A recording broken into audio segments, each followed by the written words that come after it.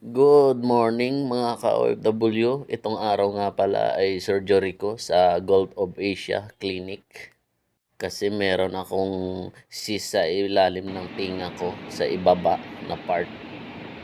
Sana matanggal na talaga siya at saka gumaling na. Alam niyo mga ka-OFW kasi nakakawala ng confidence. Minsan nahihiya ako sa humarap sa ibang tao kasi nga may bukol ako sa ilalim ng tinga ko. Kaya minsan nakakawala talaga ng confidence.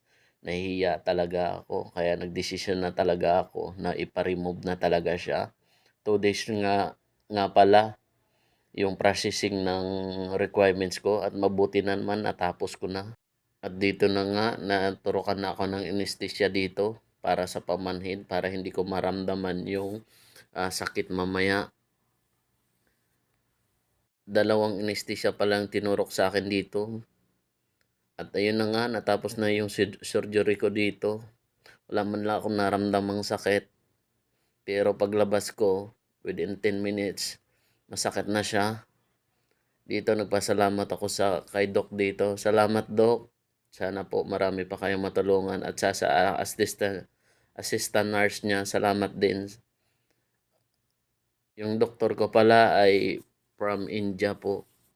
At pagkagaling ko ng clinic, dumiretso na ako dito, nag-supermarket ako. Diyan lang sa City Flower ako namili. At nagluto na rin ako dito pagdating ko sa bahay kasi gutom na.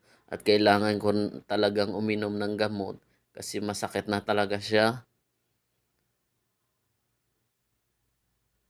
Ginisang corn beef lang to at saka nilagyan ko ng ampalaya para may gulay na konti. Masakit na talaga yung sugat ko dito. Pero wala tayong magawa, wala tayong katulong. Nag-solo flight tayo, kaya ganun talaga, ikaw yung magluluto.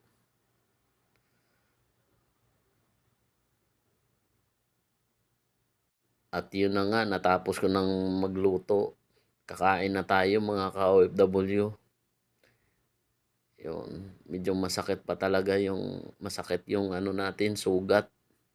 Sana kinabukasan hindi na to masakit. Kain lang tayo dito kasi kailangan natin uminom ng gamot. Maraming salamat talaga dyan sa mga kabayan sa Gulf of Asia. Shout out sa inyong lahat dyan sa housekeeping at sa mga nurses. Salamat po sa pag-guide nyo sa akin at sa tulong nyo sa akin. At hanggang dito na lang mga ka-OFW. God bless.